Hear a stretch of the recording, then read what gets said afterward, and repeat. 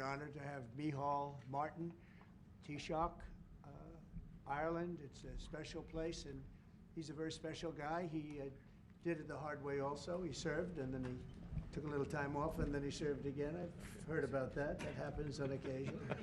And he's done very well. And we knew each other from a long time ago. But it's a great honor to have you in the Oval Office and have you at the White House. We have tremendous business relationships with Ireland, and that will only get stronger. The relationship we have personally and every other way is very, very strong and very, very good. So I just want to welcome you to Washington, D.C. and to our country, and thank you very much. May I thank you, President. It's a great honor for me to be here to celebrate St. Patrick's with you. Right. And I thank you for your hospitality and the warmth of your reception. And I commend you in terms of the work that you're doing, particularly in terms of the pursuit of peace, which we discussed earlier. And I think that's going well. And you really have, in the first sort of 100 days of this government, you've done some extraordinary things very quickly. Thank you. Everybody's watching in that respect. So Thank you. Delighted to be here. It's an honor to be here. Well, it's a great honor to have you, and special people, very special people. I know a lot of Irish, and growing up in New York, I know a couple of your people that used to live in that beautiful Ireland, and now they're here, but they love your country very much. You know, they have a great feeling toward your country. They have, and a lot come back for holidays and they come back. Stuff like that, and checking out their family, ancestry, and things like that. You know. Great, fantastic people. Some go to Doonbeg as well. Yeah. And they go. We love Doonbeg. I love them. I don't know if I'll ever see it again. Maybe I won't, but we would like I to think come I back will. and see it. We'll get there. We're going to get there. It's a beautiful place, wonderful place. Any questions, please? Mr. President, on tariffs, how far are you please. worried? President Trump, how worried are you about the counter tariffs from the EU, which were announced yesterday? And also, how worried should Ireland be, given the fact that it has a massive trade surplus with the US, over $50 billion? Micheál Martin might be quite nervous about what you're going to tell him today. Well, I don't think he looks nervous to me. And if he was nervous, he wouldn't show it. No, we do have a massive deficit with Ireland, because Ireland was very smart. They took our pharmaceutical companies away from presidents that didn't know what they were doing. And, you know, it's too bad that happened. It's a tremendous job look, the Irish are smart. You're smart people. And you took our pharmaceutical companies and other companies, but, you know, through taxation and proper taxation, they made it very, very good for companies to move over there. And we had presidents and people that were involved in this that had no idea what they were doing, and they lost big segments of our economy. The European Union treats us very badly.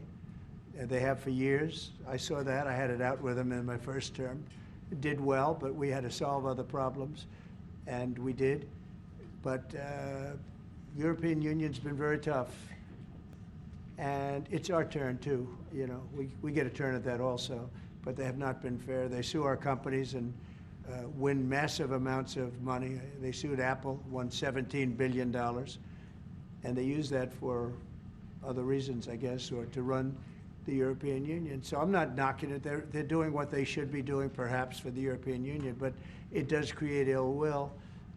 And as you know, we're going to be doing reciprocal tariffs. So whatever they charge us, we're charging them. Nobody can complain about that. Whatever it is, it doesn't even matter what it is. If they charge us 25 or 20% or 10% or 2% or 200%, then that's what we're charging them. And so I don't know why people get upset about that, because there's nothing more fair than that. And we had a problem with Ontario, and they dropped that when I let them know what we were going to be doing. They dropped it immediately, so I'm glad, because electricity, you shouldn't be playing with electricity. It affects people's lives. Actually their life. I mean, it can affect, depending on weather, it can affect their life, so we can't do that. And it doesn't make sense that our country allows electricity to be made in another country and sold into us. Who did that deal for the United States? Okay, I looked at that long ago, and I said that's not something that's very smart. So we've had a lot of bad trade policies, and yet we're doing very well right now. But we're doing well because I won the election. If I didn't win the election, you would have had a very bad period. I think a lot of the stock market going down was because of a really bad 4 years that we had. When you look at inflation and all of the other problems wars and inflation and so many other problems.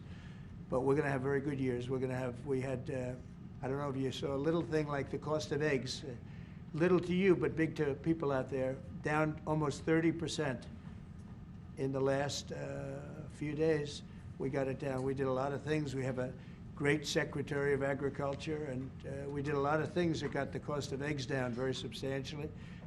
And so many other things. A very big thing that I'm very happy with is oil is down to $65 a barrel.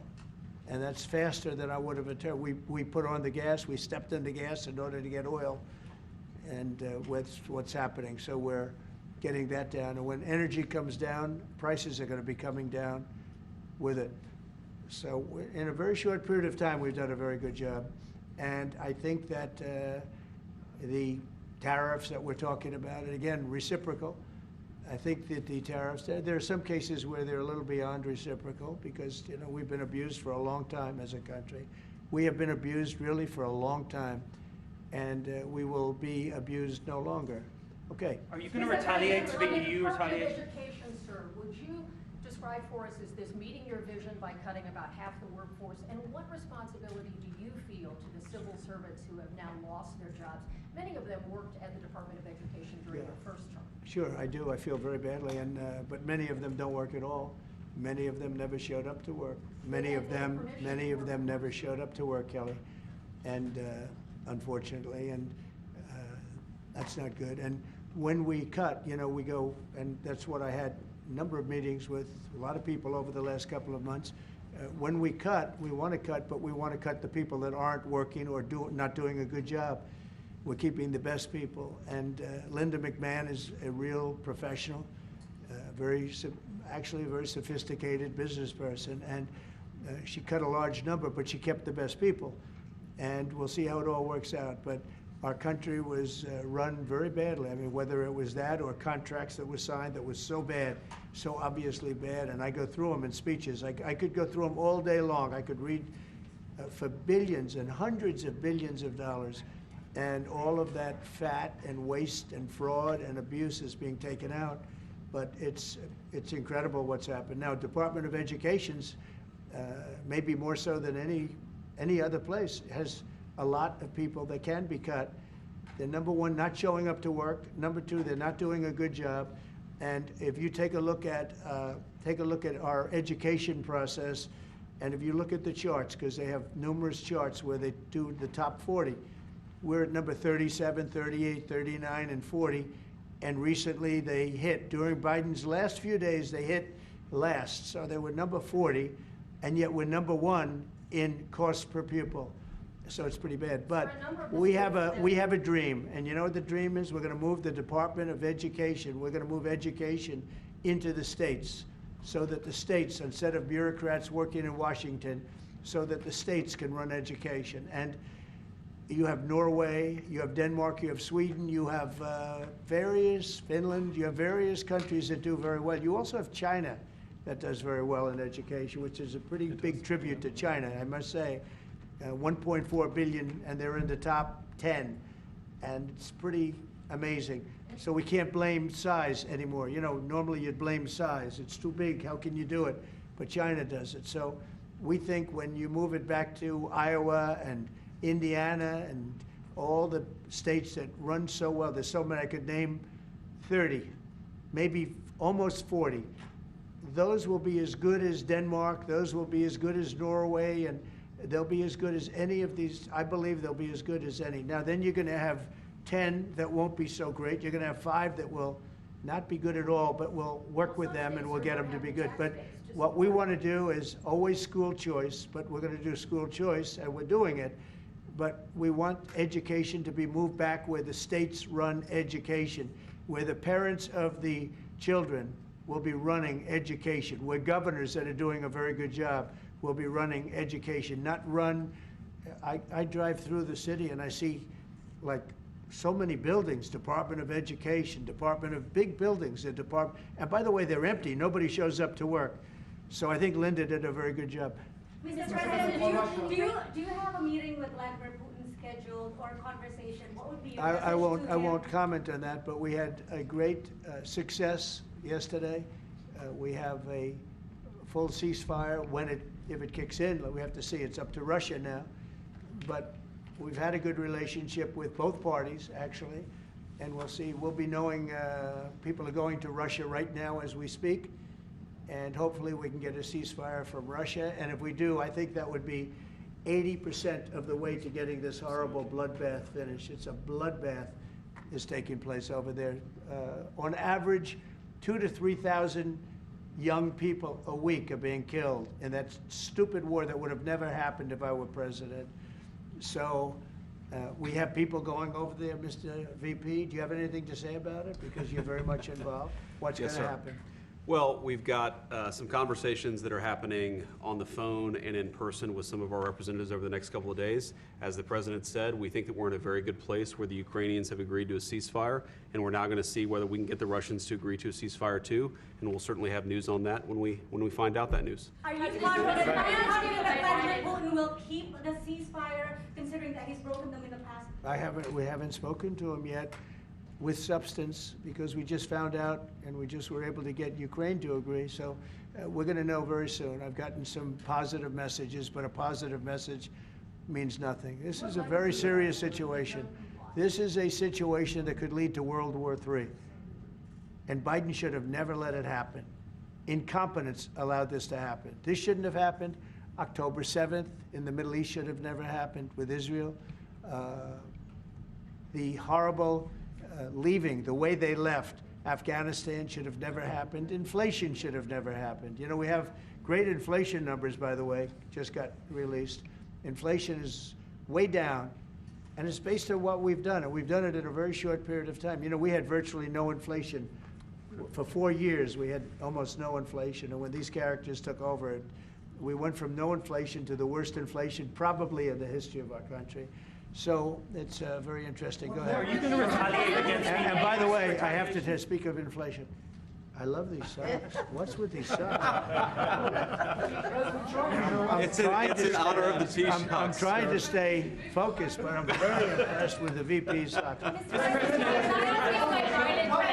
would say to you that the United States is recognized as having such an important role in the peace process, and yet half the parties from the Northern Ireland government have decided not to come to St. Patrick's Day celebrations? They haven't, what? They haven't come over, they're boycotting the St. Patrick's Day celebration. What are they boycotting? They are talking about your position on Gaza as one of the reasons why they... Oh, I haven't heard that. I really haven't heard that. Look. Can I just say, I got to pay Yeah. tribute to the President on the peace initiatives. The one thing we've learned in Ireland about the peace process that you've just spoken about, and I recall back in the early 90s, when the first tentative steps to get peace in Ireland, people criticised people like John Hume or people like Albert Reynolds, the then Taoiseach. But they kept going. And when we got that ceasefire in 1993, okay, it took a number of years to get the comprehensive peace settlement. But again, the guns more or less largely went silent. The war in Ukraine is a devastating war on young people. And I think that very simple, straightforward narrative is to be commended. We all have children. We would be shocked at the prospect of young people losing their lives in that number, be they Ukrainian, be they Russian, whatever. Anything we can do to stop the violence, I think, is an extremely positive day. And there will be all sorts of people having qualifications on it and all the rest of it. It's our job then to work on it and to try and build it, Europe, US, and everything. I will say, and thank you for that, but I will say, last week 2,500 young people died while we sit here and talk. Yeah. And while they talk about peace, but they've been talking about peace. This should have never happened. This war should have never happened. It would have never happened if I was president. That's what makes me more angry than anything else, because you've had far more people die than they report, than these people report, for whatever reason. But you had far more people. The numbers are far more devastating. You'll find that out someday. And it doesn't affect you very much. They're not Irish, and they're not from my country. They're from Russia mostly, almost all from Russia and from Ukraine. And people could say, why are you doing this? Why are you involved in that? Because 2,000 people a week are dying.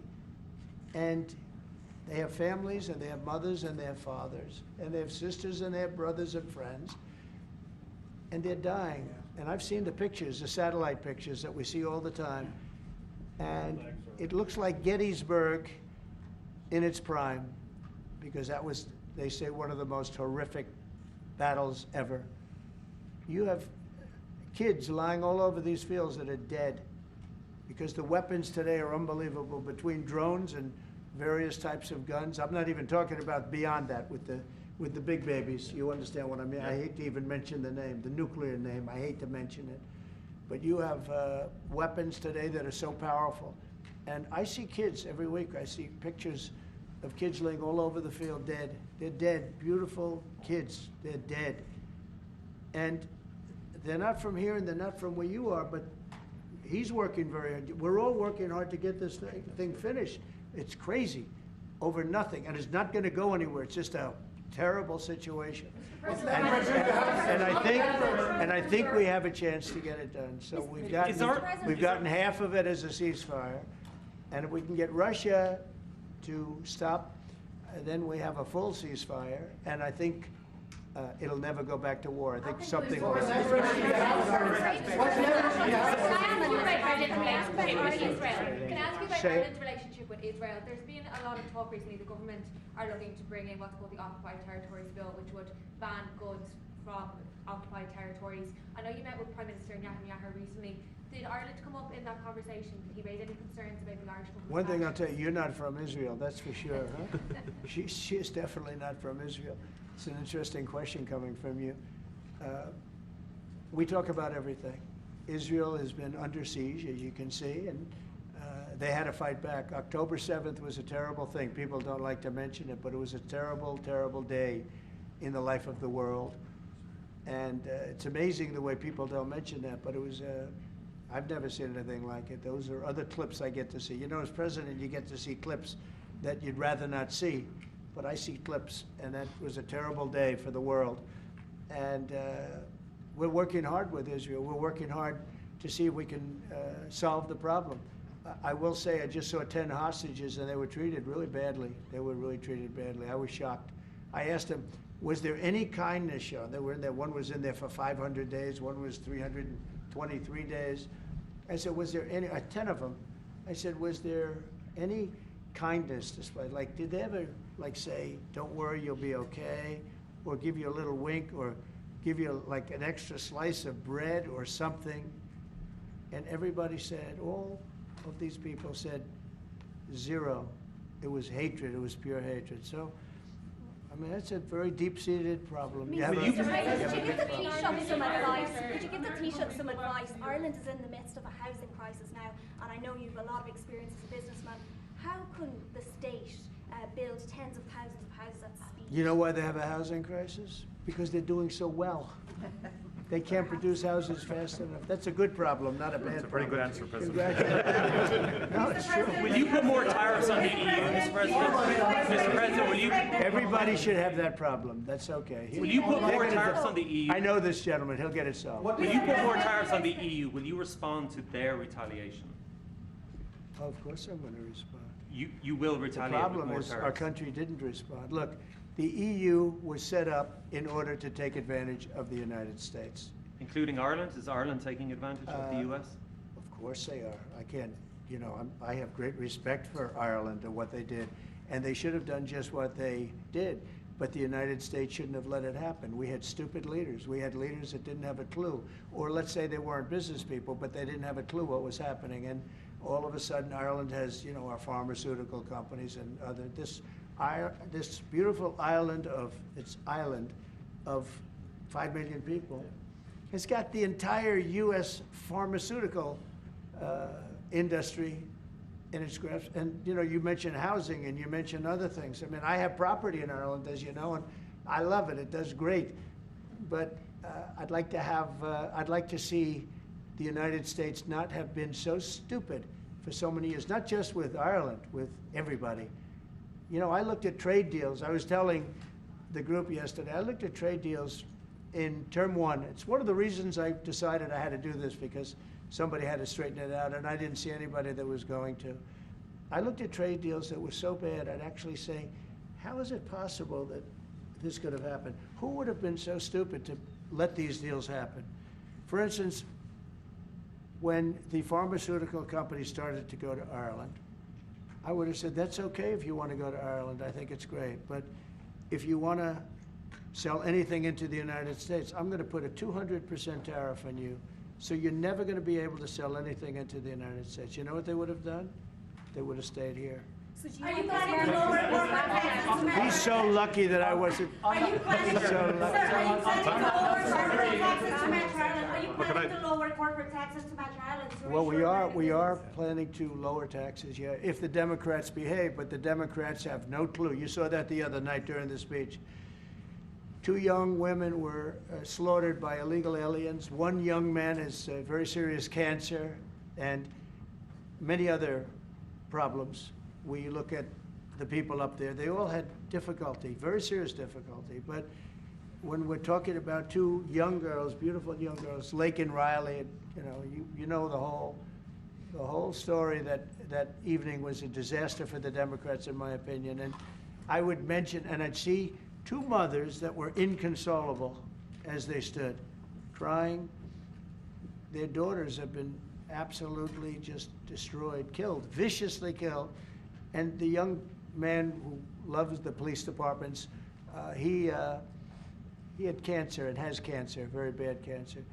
There wasn't from people sitting there, Democrats, there wasn't a hand clap. Nobody stood. They were just stone-faced. These people are sick. There's something wrong with them. There was no standing for anybody. The only thing they liked is when they heard about the death taking place with Ukraine. They were happy about that. They were happy about that. Pocahontas was very happy. She's the one that was slapped. That's why I looked at her. I said, oh, it's Pocahontas. These people are sick. They don't know what's happening in the real world. The Democrats have to get their act together. And if they don't vote, then what you're going to do is you're going to have taxes that are going to go through the roof. You're going to have a very bad time. You're going to have some very bad things happen. And people are going to blame the Democrats. And Schumer is a Palestinian, as far as I'm concerned. He's become a Palestinian. He used to be Jewish. He's not Jewish anymore. He's a Palestinian. Okay. On tariffs, there's been a lot of on and off, some inconsistency. There's no inconsistency, only with NBC, which is one of the worst networks on television, by the way. Let me just tell you the inconsistency. I have the right to adjust. And I was called by the automakers, as an example, General Motors, Ford, etc., the big 3, the big 4, and they asked me to do them a favor. Could I delay it for a period of 4 weeks so that they're not driven into a little bit of a disaster for them?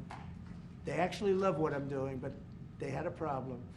And I'm not like a block that just, I won't delay. It's called flexibility. It's not called inconsistency. It's called flexibility.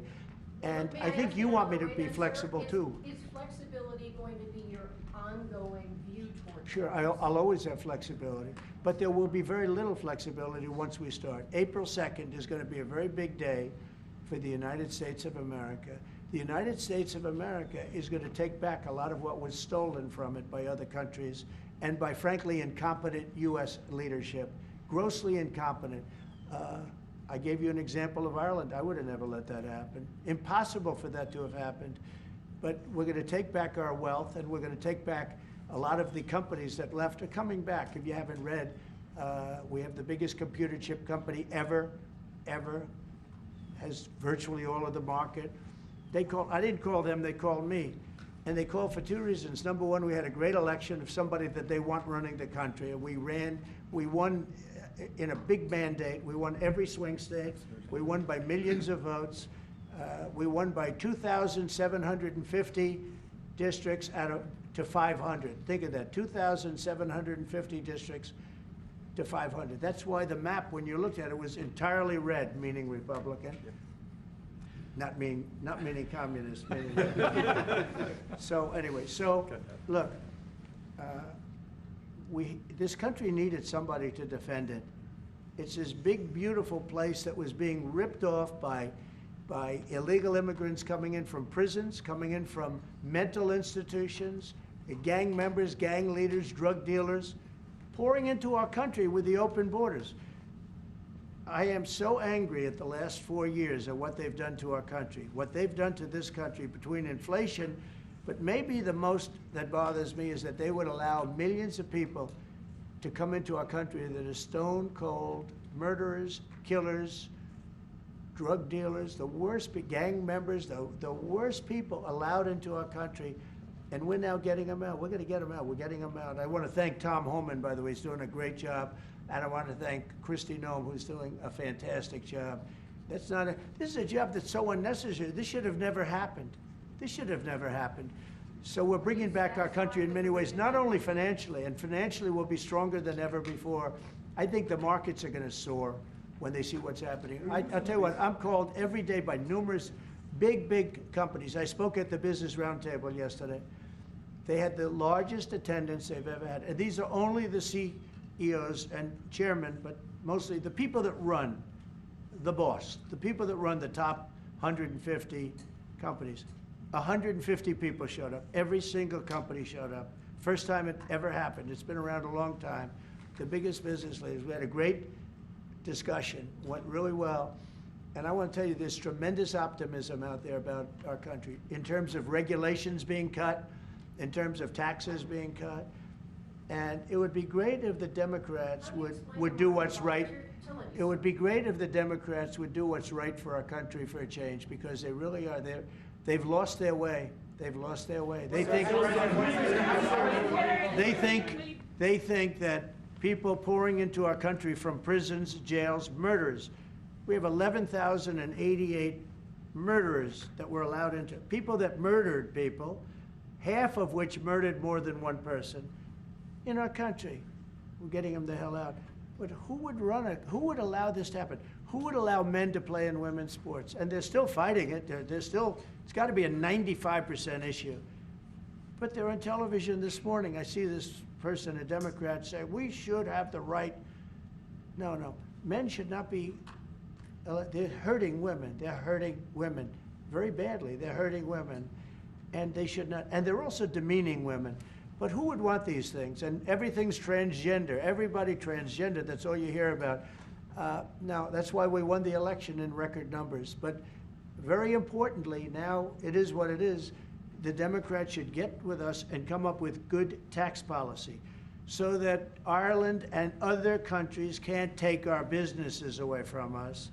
And he understands exactly. You guys did the right thing. I'm not upset with you. I think I respect what you've done. You've done a great job. But our people did a very bad job. How advanced are your plans to try and bring some of those companies back to America? Will you be briefing? Well, I'd love to have him back. I mean, I'd love to have him back, but he'll be fighting me on it. I mean, what I would say, President, if I could 1 second, just make the point. It's a two-way street too, and we are investing a lot more in America now. And people may not realize, but Ryanair, one of our biggest airlines, for example, AirCap, they buy more, the two of them together buy more Boeing airplanes than anybody else outside of America. That's a little known fact. It doesn't turn up in the statistics, but Ryanair and AirCap, big aircraft leasing company, Irish company, have done great work with Boeing and huge investments over the last couple of years, you know. So, and there's a lot of Irish companies here now, about 700 odd Irish companies based in America. Glanbia, Smurford, Rock, I was saying to you this morning, Vice President, a lot of them creating thousands of jobs in America. And it's only fair. I mean, that's correct. That's right. That's the way it should happen. And I think it's a very good relationship we have. It's a historic one. It's happened over time. We've added value to American companies. We've increased their value. They've got access to the European market, and they did all of that. I understand where you're coming from fully. But I think it's a relationship that we can develop and that will endure into the future and will change, it will adapt, and you're evolving and you're doing things. And they've done a very good job. Now, I just will say this, but with all that we've said, we can talk about Ryanair. There's a massive deficit. I don't mean by a little bit. I mean, there's a massive deficit that we have with Ireland and with other countries too. And we want to sort of even that out as nicely as we can, and we'll work together. We're going to work together great, but the deficit is massive. Will you hear this one? You said earlier that it was now up to Russia in terms of the ceasefire. Yeah. Is there anything you can do in terms of pressuring Russia or in terms of Yeah. sanctions? Or Yeah, what can you do? we can, but I hope it's not going to be necessary. Sure, we can pressure. We can do that with Russia. Remember this, Russia took Georgia from Bush, right? They took Crimea from a man named Obama, Barack Hussein Obama, right? They're trying to take the whole thing from Biden. They're going for the whole ball of wax. Who was the only one that never took anything from? Trump. And in fact, I'm the one that stopped Nord Stream 2, the pipeline, the biggest pipeline anywhere in the world. I stopped it. It was dead. And then Biden got in and he approved it. Nobody mentions that. What I did to Russia was very tough. I was the toughest ever. But nope, they never took anything from me. They took them from Obama and Bush, and they took it from Sleepy Joe Biden. With Biden, they wanted to take the whole country, but I think I've stopped that, but we'll see. But yeah, there are things you could do that wouldn't be pleasant in a financial sense. I can do things financially that would be very bad for Russia. I don't want to do that because I want to get peace. I want to see peace, and we'll see. But in a financial sense, yeah, we could do things very bad for Russia. It would be devastating for Russia, but I don't want to do that because I want to see peace. And we're getting close to maybe getting something done. We've got Ukraine done, and as you know, I've always said that Ukraine might have been the more difficult party. You were here a week ago when some interesting things happened. I had somebody that didn't seem to want peace. Now he's agreed to peace. So we'll see what happens. Brian? Yes, thanks. Thank you. First, we'll congratulate you on your lower inflation core rates. Thank you. Gas prices going down, airline prices going down. This is for the Irish gentleman here, if I can see it real quickly. Welcome, United States. You look great. Thank you. Nice suit. That's it. Now you feel good. He knows. What's coming next? Ran on MAGA, Sorry? Make America Great Again. If you could run on MEGA, Make Ireland Great Again, what would your #1 issue be for people in Ireland right now to make your country stronger? And I've got a 2-part question to that as well. Yeah, the #1 issue in Ireland is housing, to be honest, and I think it was correctly pointed out. We've got to build more houses. We've got to build them faster to give the young people of Ireland an opportunity to afford to buy a house or to afford to rent a house. We have a lot of other good things happening. That's my #1 priority. Wonderful. Are you trying to and my service second the part question president? to this, Ireland is known for very happy, fun-loving people, great attitude, many in this room right now that I've met. Why in the world would you let Rosie O'Donnell move to Ireland? I think she's going to lower your happiness level. That's true. Thank you. I like that question. Mr. Do you know you have President, Rosie O'Donnell? Do you know who she is? expecting- Do you know who she is? Yeah. I'm joking. You're better off fully your joke. You're better off not knowing. Prime Minister, are you expecting to inform the President your views on Gaza, considering that you have diametrically opposed positions on the state of Palestine? Your country is one of 3 in Europe that recognizes the state of Palestine. Are you expecting to discuss this with the President? Are you expecting to inform him? I don't have to inform the President. He's very well clued into to the whole situation. We shared the President's, again, unrelenting focus on peace. And he's envoying the President himself, as soon as he came into office, went to get a ceasefire. We've been calling for a ceasefire for a long time. We want to consolidate the peace. That is our fundamental aim. We want the hostages out. I've been saying it from day one. It's a horrific thing to do to take someone as a hostage. And I went to Kibbutz Be'eri after October the 7th in solidarity with Israel, and that gets forgotten. And I went a week or 2 afterwards. I saw the kibbutz. It was a shocking thing to see, even though it was a week or 2 after the horror. It was a village. You could see life going on prior to the attack. It was something that will not leave me. And I've been interested in the Middle East for a long, long time. It's complex, and it's all of that. But we do desperately need the hostages out, all of them. It's far too long. Let me finish, please. And then we need a ceasefire. We need to consolidate that. We need a surge of humanitarian aid into Gaza. Because again, there's too many children and too many people starving and so on. Just too many. And it's that humanitarian impulse is what motivates the Irish in respect of its views. And I've always been of the view, it's been our view that a two-state solution would be ideal. It's become much more challenging and difficult as time has moved on. But that has always been our position. But it's genuinely to have people, because we've gone through this. We discussed this prior to you coming in. We've been through some of this. People hating each other, terrible acts of violence carried out on each other. We came through it. It's our earnest hope that Arab and Jewish people can live side by side. And I've met with people, parents of children who were killed on both sides, called Parent Circle in Israel, and they work to try and bring people together. It's difficult work. What about the president's plans to expel Palestinians out of Gaza? Are you discussing that with him and giving him your... Nobody's expelling any Palestinians. I don't know. Who are you with? I'm with Voice of America, sir. Oh, no wonder. Okay, Voice of Can America. you ask Usha how he feels about the president just saying that he would like to take back US companies, pharma companies based in Ireland? Well, I think the pharmaceutical companies in Ireland are doing very well, as the President has outlined. Again, I think it's about that two-way partnership. I understand fully where the President is coming from. I think there's actually room. Now, we can discuss all this. I think there's room for those companies to grow in America, and many of them, by the way, have already announced fairly significant manufacturing investments now. It's true, just recently. Like people like Eli Lilly, for example, who have been a long-standing presence in Ireland since the 1970s. I spoke to the CEO recently. He's great. Great guy. And he's announced, I think, about a $50 billion investment in America. New plants. But there's big investment, they've had big investment in Ireland. Ireland has served them well too, The workforce is very strong. It's an educated workforce. They delivered well. During COVID-19, a number of CEOs said to me, a lot of the plants in Ireland were the only plants that never closed for a single day during COVID. Not a single day. Productivity is good and so on like that. But look, there'll be swings around. Mr. President, thank you so much. You spoke to Vladimir Putin for quite a while on the Yes. phone. So I want to know your assessment. When you take this deal to him now, how do you assess the chances of Putin? I have no assessment, and I don't go by chances. I think it makes sense for Russia, a lot of downside for Russia too. And we have a very complex situation solved on one side, pretty much solved.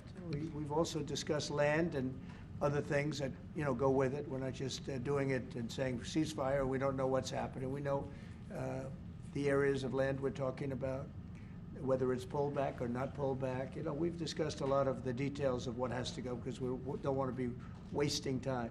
We don't want to be wasting time while people are dying. I mean, as we're sitting here, you probably had 2 people die on that very open field. It's dead flat. It's great farmland, and it's dead flat. There's no protection.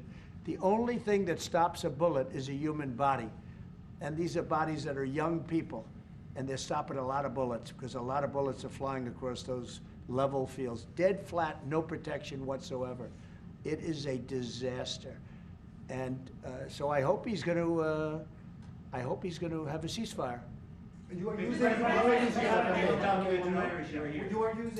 the American leverage to get a lot of political issues. Well, I don't want to get into that, but if I had to, I'm the only one that's dealt with them successfully. Everyone else, I went through it.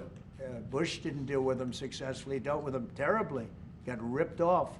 And Obama was a disaster. They have with Obama, he gave them sheets, and I gave them anti-tank missiles. You know that, right? It's called Javelin. You know the Javelin? I'm the one that gave them the Javelins. People don't say that. And then they say, oh, Trump has a great relationship with Russia. I'm the one that gave him the Javelins. Obama gave him sheets. That's an expression. He gave sheets, I gave Javelins. So, Mr. President, how worried should the undocumented Irish be about your administration that you don't round them up and send them home again? Oh, I think the Irish love Trump. We won the Irish with a tremendous amount of vote. I want to thank you very much. We won in the 80s with Irish. I got the Irish vote. I think I have it locked up pretty good unless I did something very stupid, like drained your company, your wonderful place of all of its companies. If I drained Ireland of all of the companies, maybe I'd lose the Irish vote. I don't know. But right now, no. I love it. I've been there many times, as you know. Yes.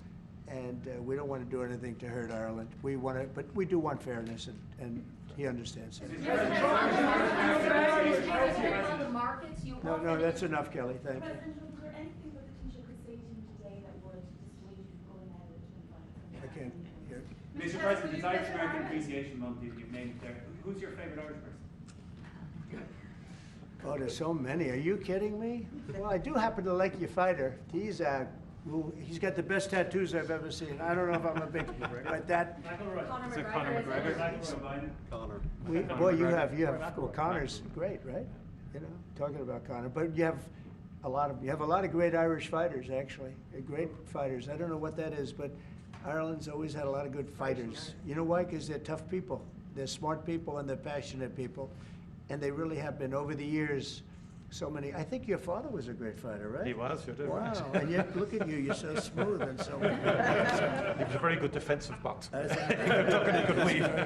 He was a really good. He was a good boxer, yeah. Right, yeah, Fought for I heard Ireland, that. boxed for Ireland, and Yeah. boxed That some means very you good guys. genetically, I'm not going to mess around. Do you follow any Irish golf? Okay, let's a couple of more from somebody that didn't ask a question. Yeah, please go ahead. Mr. President, should Apple go back to the US from Ireland? Who? Apple? Oh, Apple's been treated very badly. Look, Apple had tremendously bad luck. I thought they had a very good lawsuit, but they lost we fought with them. $16 billion.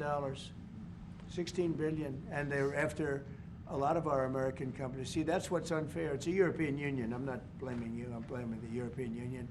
The European Union's gone after our companies, and Apple's a great company, and they have to give $16-17 billion on a lawsuit that I didn't think was a good lawsuit. No, that's not good. No, the European, we have a problem with the European Union. They don't take our farm products. They don't take our cars. We take millions of cars, BMWs and Mercedes-Benz and Volkswagens and everything. We take millions of cars. I said to Angela Merkel at the time, I said, Angela, how many Chevrolets do we have in the middle of Munich? Why, none. I said, you're right, we have none. That's the way it is, we have none. No, I'm not happy with the European Union, I want to tell you. And, Will you put tariffs and on we're going to cars? win that. We're going to win that financial battle. It's a financial battle. European cars, Mr. President? Tariffs on European cars, is that something you're going to consider? Oh, absolutely, I will do that. Yeah. Mr. President, will you go to Ireland to the right? Think of it, they have millions of cars coming in, millions and millions of cars. One of probably the largest. Japan's very big too, but and they don't accept our cars. We make great cars. They don't have our cars, but we have their cars. They don't have our farm products. We have the greatest farmers in the world. They don't accept our farm products, and we accept theirs. So, you know, things are going to change unless they do what they have to do, and they know what they have to do. This is not going to be a tough battle. In my opinion, not going to be tough.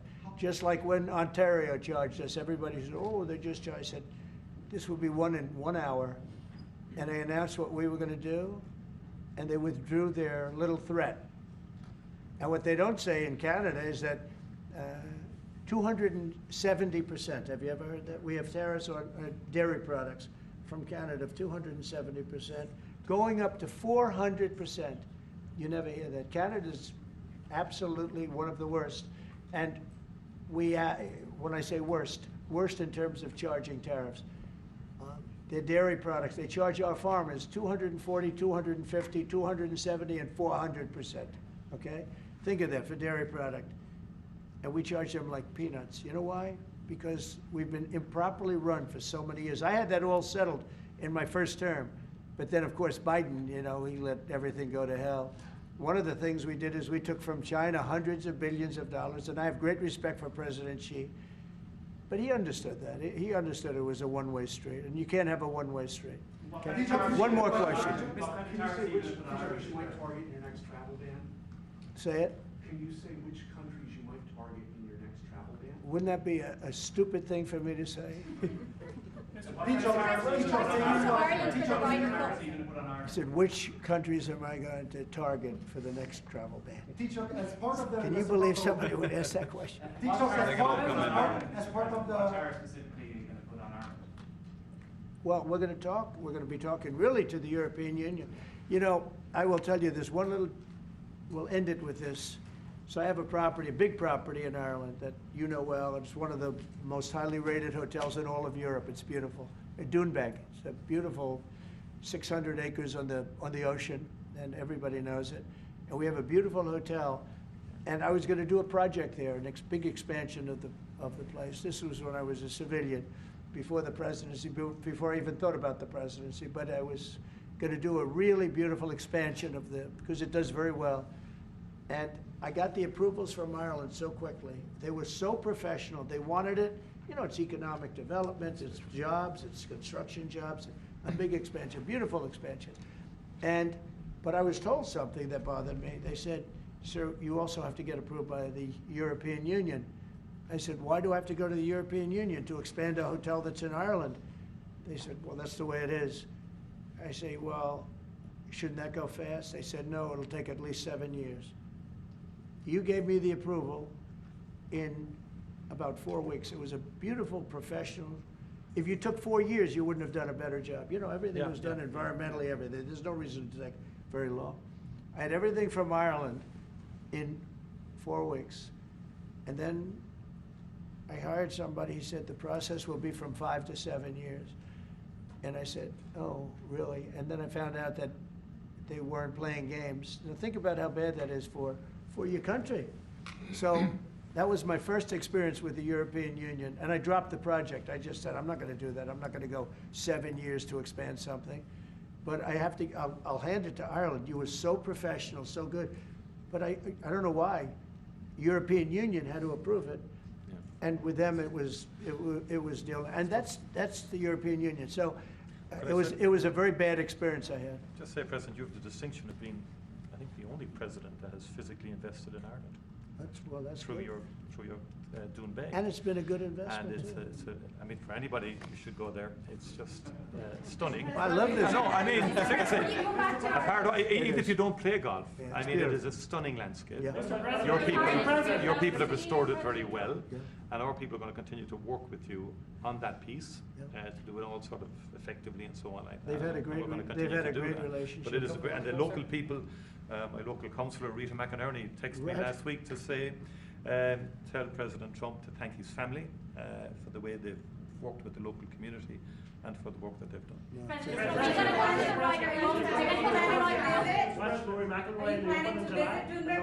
I love Rory. I think Rory's great. He's a great golfer. He just won 2 weeks ago. He's a great guy. I played golf with him 3 weeks ago. And he's really a fantastic player. He's in good form, too. When he played with me, he played very well, I can tell you. No, Rory certainly is one of the favorites. He's always going to be one of them. He's a very talented guy. He's a very good person, too. Are you planning to visit Doonbeg, Mr. President? I will. I'll get there sometime. I hope soon. In fact, if we meet, we'll meet at Doonbeg. Okay, I would love it. But I hope to be able to get there. Mr. President, does America have a future in NATO? What's it? Does America have a future in NATO? Well, NATO has to treat us fairly. If they pay their bills and if they do what they're supposed to do. When I first got involved with NATO, as you know, they weren't paying their bills. There were 28 countries, and most of them weren't paying. And I got them to pay. And they paid billions and billions of dollars. I made a certain statement that I'm not going to be involved with NATO unless you're going to pay your bills. And I was asked a question, if we don't pay, are you going to help us? I said, no, if you don't pay, you're saying you're delinquent. A real estate term. You're delinquent. You're not paying your rent. You're not paying your bills. If you're not paying your bills, I'm not going to help. And everybody we took in, your Secretary General will tell you, he was very generous to me. He said, I've never seen anything like it. Money came in by the billions and billions and billions of dollars, and NATO became much stronger. Now, NATO's expended a lot of that money in fighting this horrible war. It's too bad they had to do that, but they had the money from me. I was the one that got people to pay. The countries, most of the countries were not paying, or they were paying a very small amount. So we'll see. But NATO can be a force for the good, absolutely. Would you like to see Ireland join NATO, Mr. President? That's up to Ireland. Well, do you think Ireland and the EU are too close? Do you think that perhaps, like you said... We are very close. No, Ireland and the EU. Do you think there's too close a relationship there? Do you think there needs to be a separation? Like you said, if you can't get planning permission when you can get it in Ireland, but you can't get it in the EU, do you think... Well, look, I can just tell you about my personal experience. That Ireland treated me very well, and the EU was terrible. And they stopped really a magnificent addition. It wasn't a big deal from the standpoint of the world. It wasn't like the things we're talking about now, but it would have been a very beautiful addition. And they stopped it, which is bad for Ireland, and I don't know why. I don't know why it would take 5 to 7 years to get something approved, but that's what it was. Thank you all very much. Thank you. Thank you. We're headed out.